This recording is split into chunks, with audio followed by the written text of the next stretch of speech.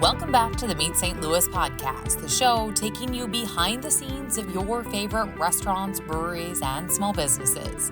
I'm your host, Alexis Zotos with First Alert 4.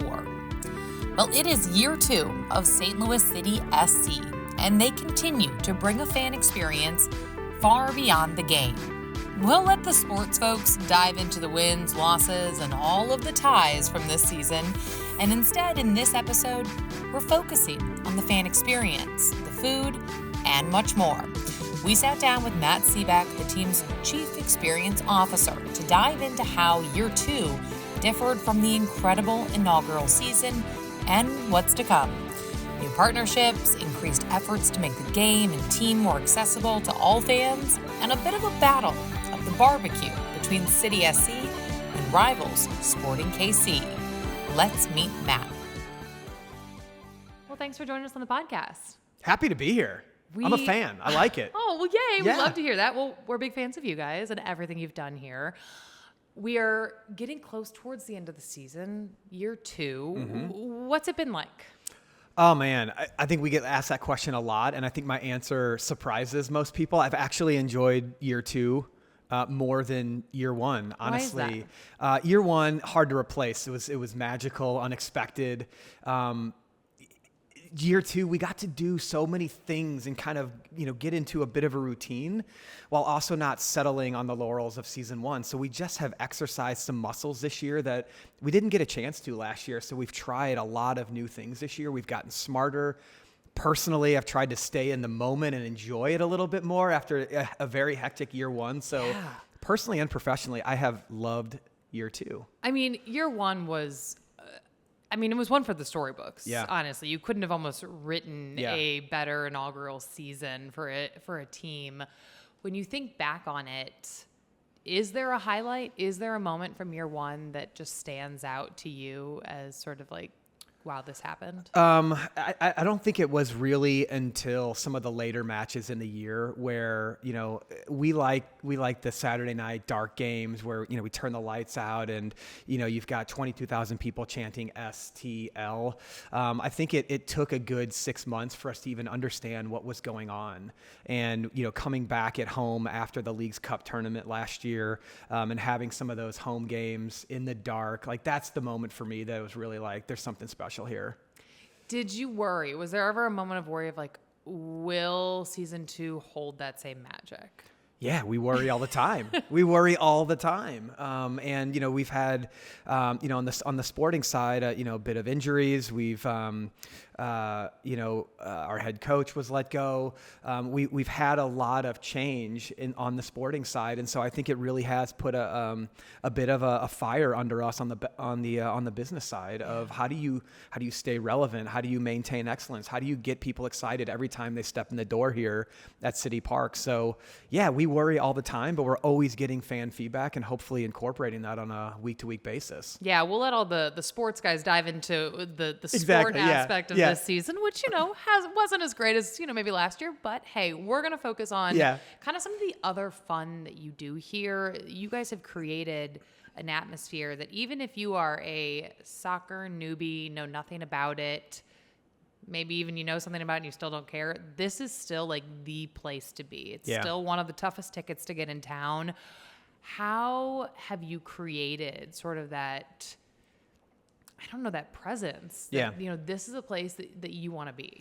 Yeah, we had a long time, 3 years or so, to build up towards that and launch last year, and really wanted it to be more of a regional attraction than a sporting venue. It was a place that, for me, I was always the soccer guy in my group of friends, and I'm always bringing friends, family out, and they're leaving here saying, I think I'm a soccer fan now. But I think it's all of those magnets that we've leaned so hard into.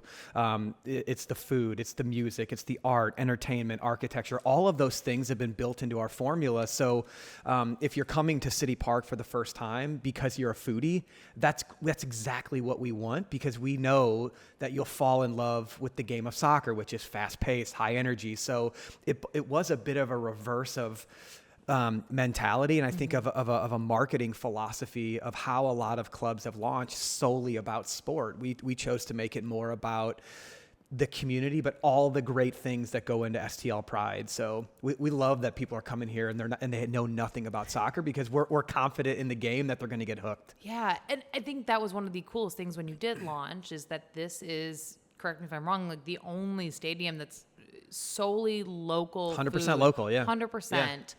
Which is incredible. One, why was that something you wanted to strive for? It's probably a lot easier, I imagine, to do it a different way. Way easier to do it other ways. It was, and a lot of this came out in early brand research and focus groups. St. Louis has neighborhoods, and we're all very proud of our neighborhoods and the restaurants that occupy it. And we are creatures of habits. And a lot of that pride is centered around the neighborhoods. Mm-hmm. And we as a region have to, to move forward and really, I think, achieve the potential that we have. It is certainly being proud of our neighborhoods, but also being united around other things. Mm-hmm. And so we wanted to create a place where you take all the great things about all the different diverse neighborhoods of our region and you bring it one place on a Saturday night. And people are certainly recognizing neighborhood and fan favorites, but also maybe they're discovering other places about St. Louis that they don't frequent. So food is a really good way to do that. It's diverse, mm-hmm. It's communal, it's colorful and beautiful, vibrant. So we just loved everything about food, and it's such a strength of our city. So why not show it off? Did you guys have a huge wait list for people who wanted to get in here season 2?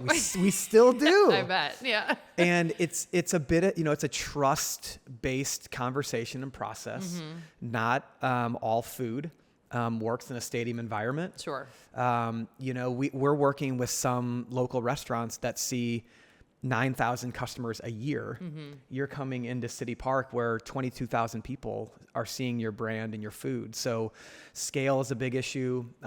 The item itself, is it walkable? Mm-hmm. Does it hold? Understanding, in restaurant, we talk a lot about Dayparts. You got your morning rush, your lunch mm-hmm. rush, your dinner rush. Same is true of a soccer game where you've got a pregame and then everybody sits down for 45 minutes and then halftime, same thing. You get another rush. Right, because that was sort of the difference here versus maybe sort of a baseball game where you might just meander up throughout different innings. Yeah. Here, it's like halftime. No one's wanting to miss a second of that action. It is halftime, 15 minutes, so massive supply-demand problems. But again, one of the reasons of why go 100% local, we wanted it to be a place that you felt comfortable to get dinner at. Mm-hmm. So our pregame experience, when we were lucky enough to have Major League Soccer Commissioner Don Garber in last weekend, and we host a lot of teams that are traveling in here. And it is one of the anomalies that they notice about City Park is how early people show up. And I think food is such a big part of that.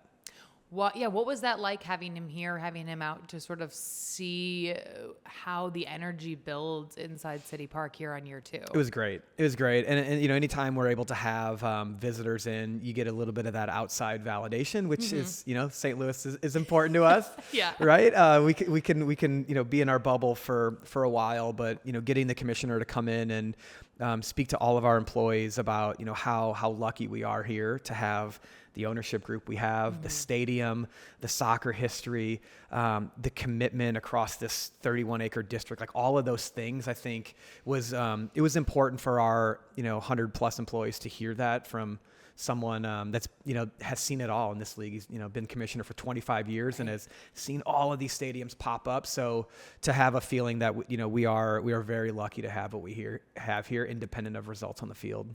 When you were talking sort of about that, the logistical of feeding the people in the stadium, yeah. one of the other cool things I know you guys do is sort of the technology here. You've really leaned into making this a very sort of high-tech stadium. Yeah. Talk to me about some of those unique things that you knew would make this not only a more smooth experience for fans, but also just one that needed to happen to make sure it all worked. It's great. We, as we approach, and this is, for food, but beyond that is, local, high tech, but environmentally responsible mm-hmm. as well. And any one of those three things we were told are very, very hard to do in sports. So the second part of that is high tech, and, building a post-pandemic stadium and seeing big properties like in Los Angeles go up. It was your stadium doesn't need to be wrapped in LED video boards for it to be high tech. It's how do we use tech to solve real problems? And one of the things that our fans here in St. Louis were telling us is like the reliance on mobile became really big during the pandemic. Everybody got used to ordering from an app and going to pick up. And we really wanted to build that into the customer experience here. So our app is a big part of it. We're 100% digital ticketing. We're 100% cashless. And all of that is just built around speed. Fans told us they don't want to wait in line. So we really looked at technology of how do we reduce the complexity and really line queues in stadiums. So mobile order ahead is a big portion of that. 15 of our local restaurants are on mobile order ahead. And fans have figured that out. So if you don't want to stand in a line at halftime, you order on your app, just like you would at Chipotle or Olive and Oak in Webster Grove. So a lot of this has become second nature for our fans. It's a benefit that we're new and we can start that way. But even this year, we've seen ordering through our app go up, and we're like 25% of our orders at City Park are done through the app, which is a huge alleviation of lines. How do you make it so that people can even do that? Because when you're at a lot of places and there's a ton of people on their cell phones, the service is slow, you can't even access it, but you guys have really sort of integrated that into your model here. Yeah, I think some of it is setting expectations. A lot of our know before you go messaging revolves around the app. We message it, we talk about it in stadium. So it's perpetual, it's unavoidable. But we know that once fans get into that experience, it has to be good. It has to be trustworthy. And because it is, people aren't leaving, they're coming back to it. So that's exactly what we want to see. You mentioned the environmental aspect, something that has been really key to your brand. Yeah. Another thing that is harder to do, just like it is to be 100% local, it's not easy to make this stadium better for the environment. Yeah, it's hard. It's not convenient. It costs more. Yeah. But those are all things, again, with our ownership group, that they're willing to do things the right way, even though it might be the harder way, which is incredibly enviable and awesome to work with. The environmental responsibility, we wanted to open the building with 0 single-use plastics. Right. So even thinking about the food journey, you're a foodie, and everything that goes into that, from the cups, the straws, the plates, the napkins, everything. And what we have learned is that it operationally makes things actually a little smoother. Because for some of the more environmentally friendly stadiums in the world, you're really dealing with three waste bins: landfill, compost, and recycling. And there's still such consumer confusion on what goes where. So by eliminating plastics altogether, everything from the food side just goes right into compost. Yeah. And so what that gets us is an environment where 14 of our 19 games this year are designated as 0 waste. How does that even work? So 0 waste means effectively we are diverting over 90% of our trash from a landfill. So what otherwise would have gone into a landfill, we are diverting, and it's not going there whatsoever. It's either going into compost or recycling, real recycling. And we have sorting procedures and employees that do that here on site.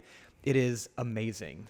What do you hear from fans? And have you heard that, hey, this is something that we want?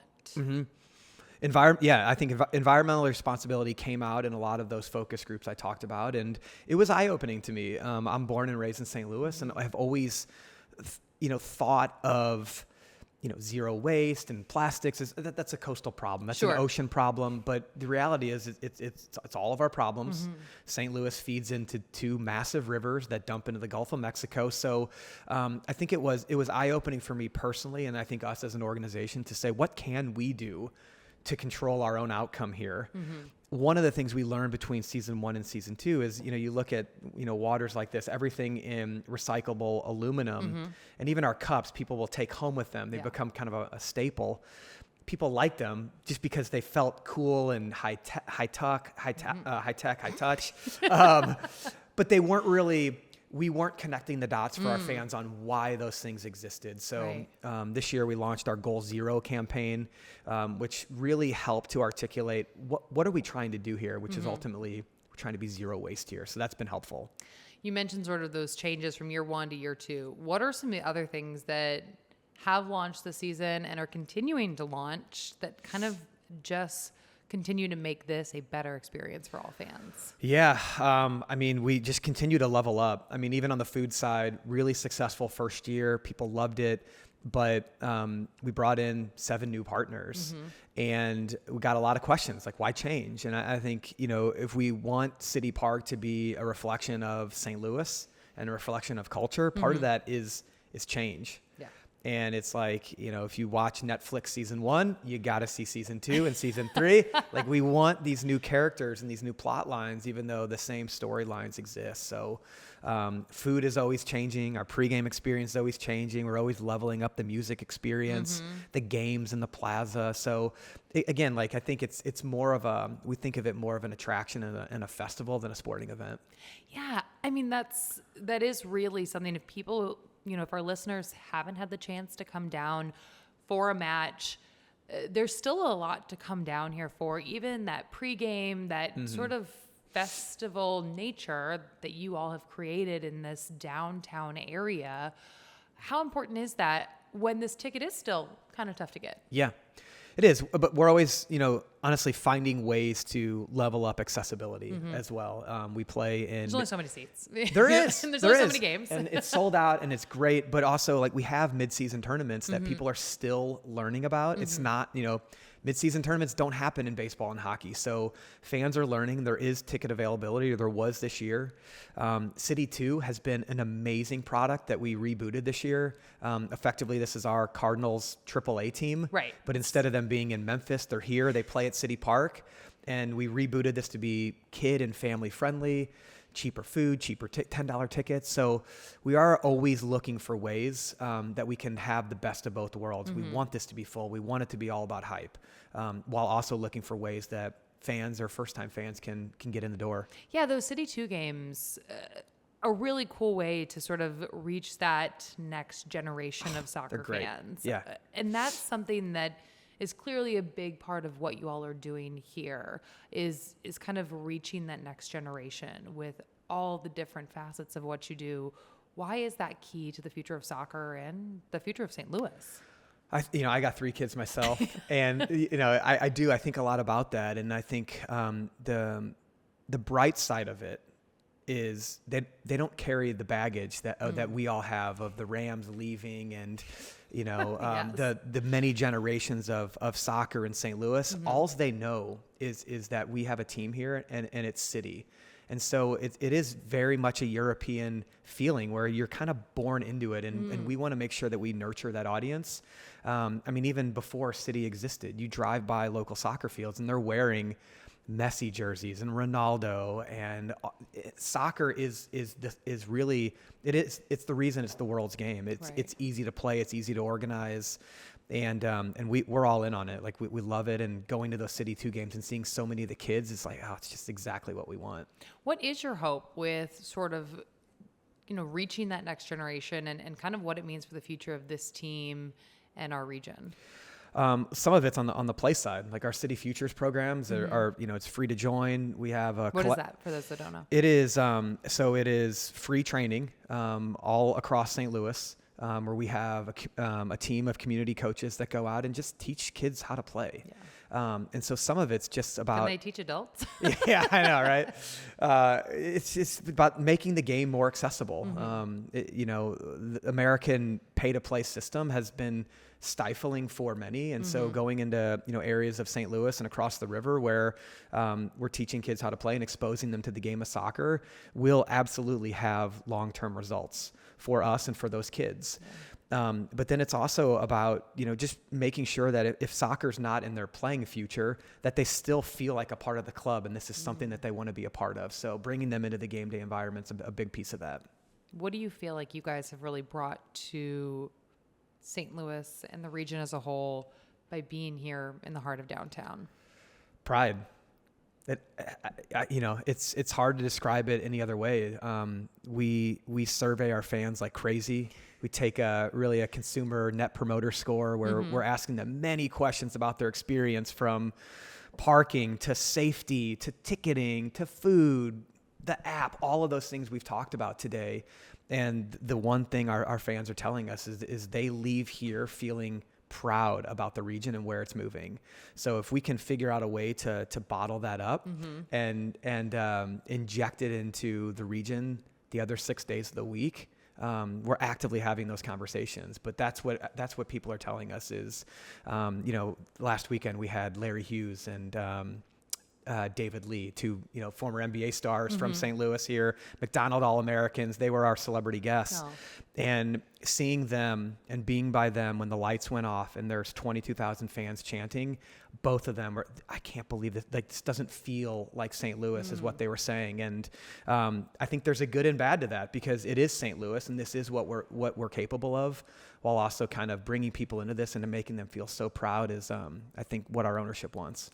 St. Louis is always been a sports city. We've got, these legacy sports brands, the Blues, the Cardinals, RIP the Rams. But what does it feel like to be sort of the new kid on the block and in sort of infusing maybe a bit more pride and passion into our fan base across St. Louis? It's awesome. And I think, the reflection between, season 1 and season 2, as we've talked about, it was, this is amazing. We're all very lucky to be here, but we can't take it for granted. We can't slow down.